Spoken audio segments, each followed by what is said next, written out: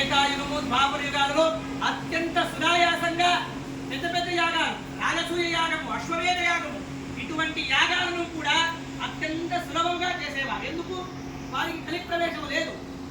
నెలల పాటు, సంవత్సరాల పాటు యాగాన్ని చేసేవారు. ఎందుకు? వారికి కలి ప్రవేశం లేదు. అత్యంత శుద్ధమైనటువంటి భక్తి ఉండేది కలియుగంలో. అందుకే పంచాంగ శ్రవణం చేసేటప్పుడు వింటాం, కలియుగంలో కృతయుగంలో 4 పాదాలు సత్యము ఉన్నప్పుడు ఆ 4 పాదాలు కూడా జనాలందరూ సత్యాన్ని ఆచరించేవారు.